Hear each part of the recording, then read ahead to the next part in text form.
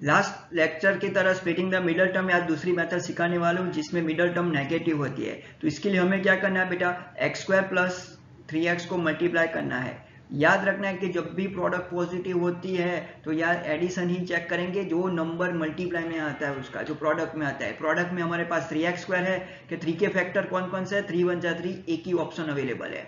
तो हमें 3 + 1 करके देखना है, 4 आता है यस, तो हम यहाँ पे इजीली हम स्प्लिट कर सकते हैं। अब बात ध्यान में क्या रखनी है, मिडल टर्म नेगेटिव है।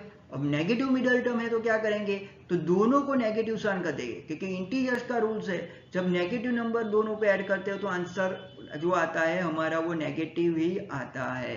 तो यहाँ पे हम इसको स्प्लिट करेंगे, x² - 3x - 1x + 3 हो गया। अब देखो ये दोनों में से जो भी कॉमन निकले हमें निकालना है, तो कॉमन निकाले तो इसमें से क्या कॉमन निकलता है, x, क्या मिलेगा हमें, x - 3। दूसरे वाले में से कोई नहीं निकला, थर्ड में से कुछ नहीं कॉमन निकले तो 1 निकलता है।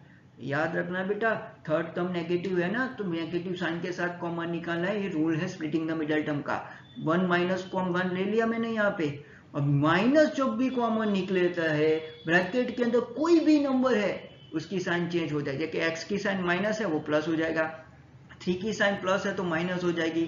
दो ब्रैकेट हमारे मिल गए। तो इस तरीके से हमारे दो जो ब्रैकेट मिले, इसमें x - 3 x - 3 सेम है, तो x - 3 x - 3 सेम है वो एक साथ, और दूसरा वाला x - 1, राइट। तो ये हमारे फैक्टर हो गए। तो इस तरीके से हम इजीली फैक्टराइज कर सकते हैं, राइट। दूसरा ब्रैकेट देखिए कि दूसरा हमारे पास एक नंबर है x² - 15x + 36, बिल्कुल वही rules, first term multiply third term, मतलब 36 को x के साथ मल्टीप्लाई करना है। हमारे पास आंसर क्या आता है, 36x²।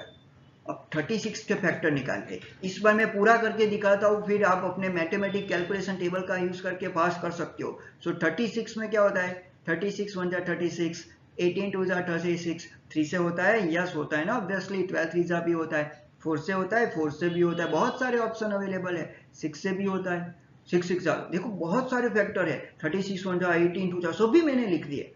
अब देखना क्या है, मैंने जैसे ही बोला जब भी प्रोडक्ट पॉजिटिव है, यहाँ पे x² × 36 x² क्या होता है, पॉजिटिव होता है ना 36।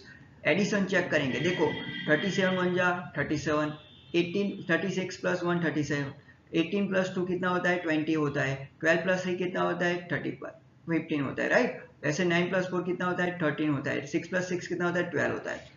तो बेटा हमें एडिशन भी चेक करना है, तो मल्टीप्लाई करें तो 36 होने वाला है डेफिनेटली, बट एडिशन करें तो क्या आता है वो चेक करेंगे।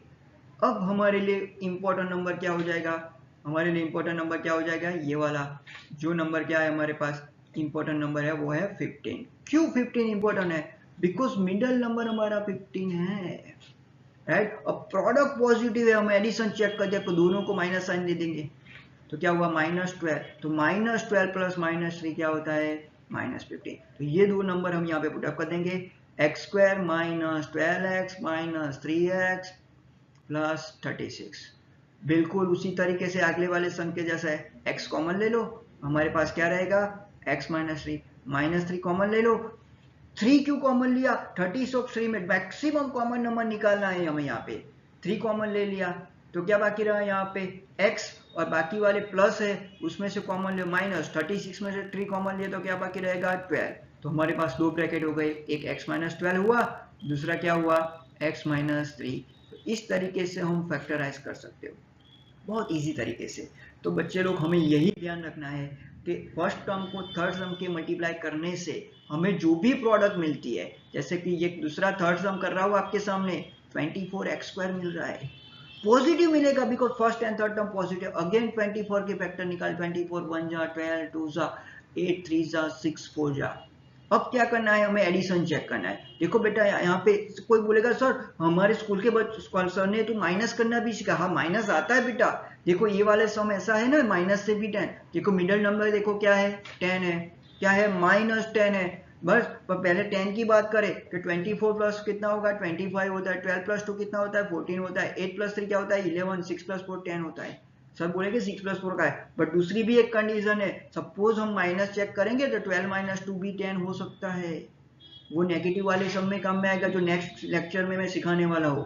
तो याद रखना है कि जब भी ये प्रोडक्ट पॉजिटिव होती है ना, प्रोडक्ट पॉजिटिव होती है, हमें क्या चेक करना है, एडिशन ऑफ फ्रैक्शन चेक, क्या चेक करना है हमें, एडिशन ऑफ फ्रैक्शन चेक करना है।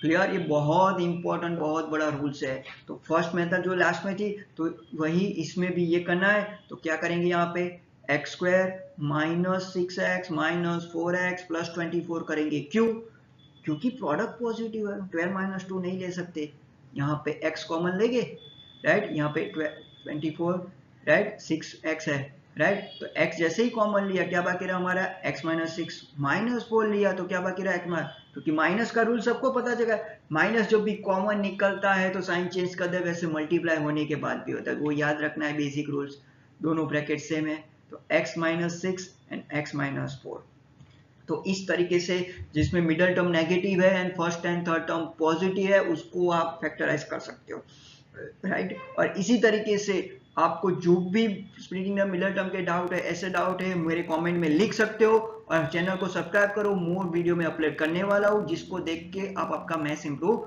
कर सकते हो। Thank you.